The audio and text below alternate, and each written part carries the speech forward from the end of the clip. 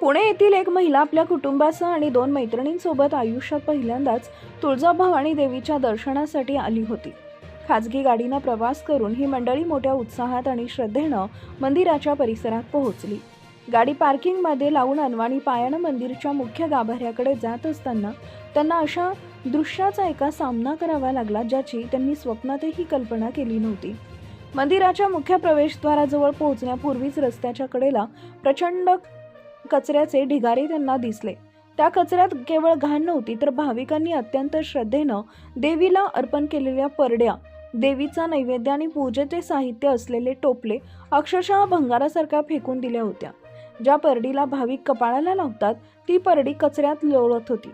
त्या कचऱ्याच्या ढिगाऱ्यात पुढील गोष्टी अस्ताव्यस्त पडलेल्या होत्या.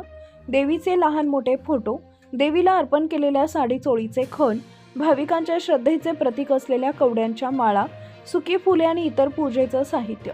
या सर्व वस्तूंची अवस्था अत्यंत दयनीय होती आणि त्या परिसरातून प्रचंड दुर्गंधी येत होती.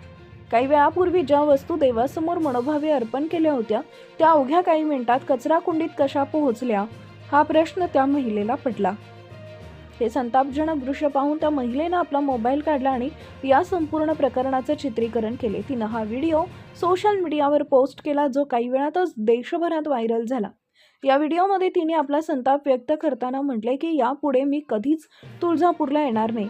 एका भाविकाच्या तोंडून आलेले हे उद्गार मंदिर प्रशासनासाठी आणि व्यवस्थेसाठी अत्यंत लाजिरवाणं आहे. या व्हिडिओमुळे भाविकांमध्ये 2 गट पडलेत. काहींच्या मते ही मंदिर प्रशासनाची चूक आहे कारण ते अर्पण केलेल्या साहित्यांची नीट विल्हेवाट लावत नाहीत, तर काहींनी स्वच्छतेच्या अभावाबद्दल प्रशासनाला धारेवर धरले.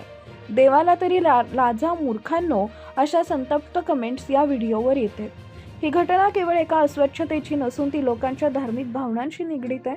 भाविक मोठ्या श्रद्धेनं मंदिरात पैसे आणि वस्तू अर्पण करतात, मात्र त्या वस्तूंची अशी विटंबना होणं हे दुर्दैवी आहे. धार्मिक स्थळाचं पावित्र्य राखणं ही प्रशासन आणि भाविक दोघांचीही जबाबदारी आहे.